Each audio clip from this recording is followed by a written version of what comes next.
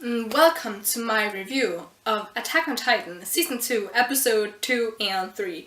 Sorry about not having anything last week, but the illness, guys. Still have it, that's why I have a turtleneck on, and my hair's in a bun.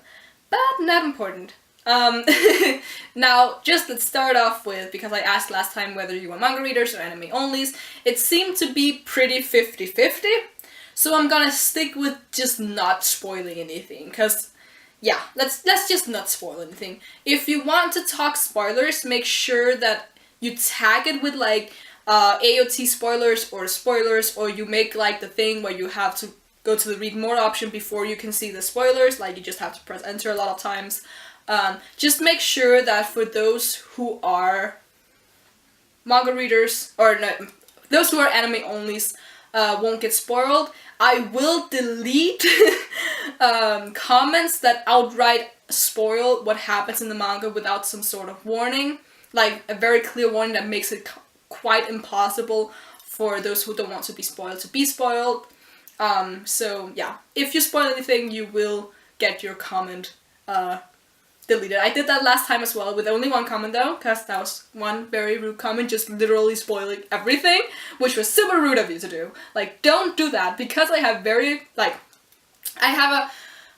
good amount of people who, like, comment and stuff. I think I had about, like, 70 people last time, but that's, like, manageable, so I can delete your comments. Unlike, like, those big YouTubers who have, like, thousands and thousands of comments. They can't really manage it like that, but I can. So don't spoil it for people who don't want to be spoiled, because I do want people to be able to have discussions, and that's a lot, like, I really encourage you to discuss amongst each other, like, if you're anime onlys or if you're manga readers, like, discuss amongst each other, because that's really fun, and it's hard to do that on, I feel like it's hard to do on other YouTubers' videos, especially, like, the big ones, because there are just so many comments, and your comments tend to get lost, but not here on my channel. It's easy to find everything.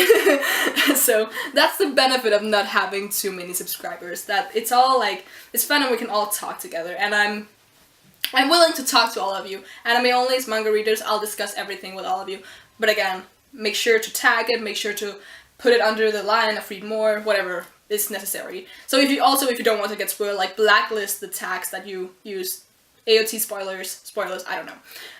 Okay, let us get into the actual episodes, because now I just rambled. I'll leave a timer, I guess, in the description, for when I actually start talking. Okay, the last episode was very Sasha-centric. And I don't think I'm gonna talk about that too much. It was Sasha and it was Connie at the end, and then again in this episode. I love Sasha. If you didn't know, I think I mentioned this in the first review I did as well. I really, really love Sasha. I think she's so much fun to be around in this very bleak world that we have. She's just a lot of fun.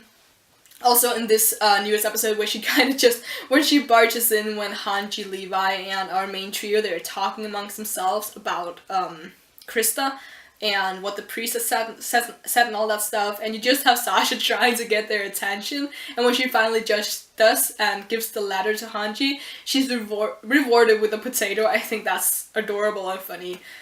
So yeah, Sasha for the win. I think she's amazing, and it was really great to see her shine in the last episode, because I've been waiting for that to be animated in forever. I remember so well reading that scene and just being like, yes, this is the content I want to see. This is the character development I want to see. This is the character exposition that I want to see. This is amazing. Because so far she's been, like, a semi-relevant character who's been there mostly for gags and just, like, some light humor to lighten the mood. But here she has, like, super important relevance that's just, like, amazing. I love Sasha a lot. But I want to talk about this recent episode more, because one, I just watched it, so it's easier for me to remember, and two, because, again, previous episode was very very Sasha-centric, and the few things that happened that were, like, Sasha-centric are very relevant in this episode as well. I'm just gonna stick to this episode. Because let's start with our main trio, Hanji, Levi, and the priest. They start moving out to where the action is happening, obviously, because, like, obviously they're main characters and they have a Titan shifter, so it makes it all that much easier to like, have an excuse to send them off. But I like the duo of Hanji and Armin together, because they're obviously super smart, both of them, and they both come to the conclusion about the hardening of the like Titan thing that Annie can do, and the Titans in the walls and stuff like that. So that's some really, really good info dump that I'm not gonna go too into, because like, I'm really super afraid of spoiling anything, so I'm being really careful not to talk over what happened in the episode. But there isn't, like, on that topic, I don't think there's too much to spoil anyway. But I like that they're so much in sync with that, and how they come to the conclusion that maybe Eren has the same ability, he just needs to like unlock it or do it or something. And as Levi says, he has to do it. Like, it doesn't matter if Eren thinks he can do it or not, he just has to do it because the future of humanity is at stake. But it's great that they come to that conclusion, and pretty quickly as well. Like, it's the 3rd episode. They have to get through everything pretty quickly, because if not, like, this season is pretty bullshit. Like yeah, a lot of stuff has to happen for this season to really live up to all the expectations that people have, because a 4-year wait. But yeah, I think that's the most important thing that happened with those 5 or 6 people. So I'm gonna move on to the wall thing and the Krista stuff. Cause yeah. Another great relation we get in this episode is basically that we have the groups trying to examine the walls for the breach where the Titans obviously came through, and they can't find that breach, which just makes them super confused, obviously, because there are Titans here in an area where Titans weren't before. That's why they've evacuated all these people, like, and they've seen the Titans as well. But they can't find the hole where they went through to get in there, which is like super spooky, because then where did these Titans come from? And it's then also interesting to see that then the Beast Titan just crawls over the wall whenever he's finished with his business. Like, he just straight up climbs over and then walks away and just doesn't care about the rest of the Titans. And another thing is that, like, generally the situation is just really freaky, because we have so many, like, I'm gonna call them abnormal Titans for now, because again, I don't want to spoil. But we have the one Titan that speaks to Connie, which makes this the 3rd Titan we've seen speak, the first one being in the special, with the girl who looked like Ymir. The second one obviously being the Beast Titan from episode 1, and in this episode as well, but he talked in episode 1. And then the 3rd one being the weird one in Connie's house, which I'm sure 90% of you can guess what is, but if you for some reason haven't been able to figure out what the heck is up with this, I'm not gonna say anything, but it's pretty obvious. Like, I feel like it was never said in the manga, and everyone knows what's going on with that. But yeah, that's pretty freaky. Like, we have Titans that talk now. Suddenly that's less freaky than it was the first time we saw it. But then we also have the Titans that are able to maneuver in the night, which they weren't supposed to be able to do. Like, if you remember back to the first season, they did all of these experiments on Titans to see what different things did to them, and they know that in the nighttime, like, if you literally just cover a Titan with a blanket, they will stop moving. Like, they'll be really inactive. Like, some of them will literally just fall into some kind of slumber, while others are just inactive but still kind of awake. So it's for different Titans, it's different kind of like sleep that they fall into, but they're definitely all inactive once they're in the dark. But here you literally have all of the Titans attacking this castle where they're residing at the moment. So that's super freaking creepy as well. Which just, like, everything about this situation is just, like, slightly off in a lot of places. So you don't have a breach in the wall, you have Titans moving at night, you have Titans talking, you have Titans climbing over the wall as opposed to going through it.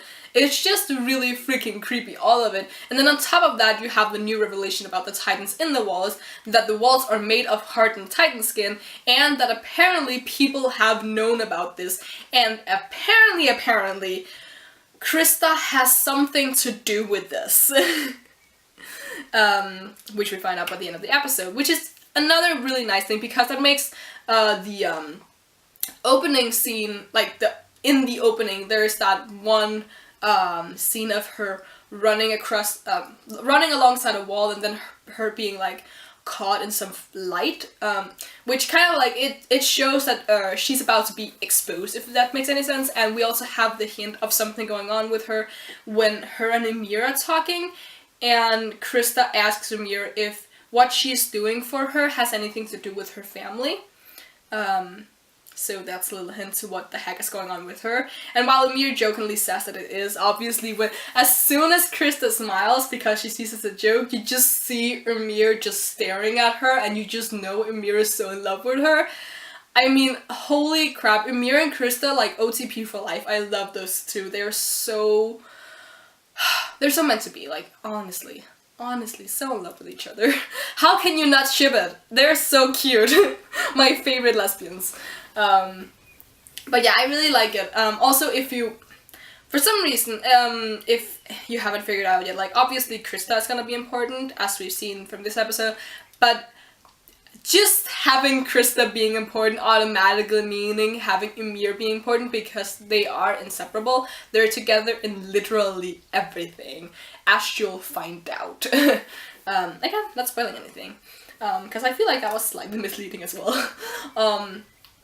But yeah, I really like the group that we have together by the end here, like, with our main characters. So we have Ymir, we have Krista, we have Berthold, we have Rainer, we have Connie, and I think those are the main 5 guys we have. And of course then we have some of the seniors there, but those are the main 5 we have.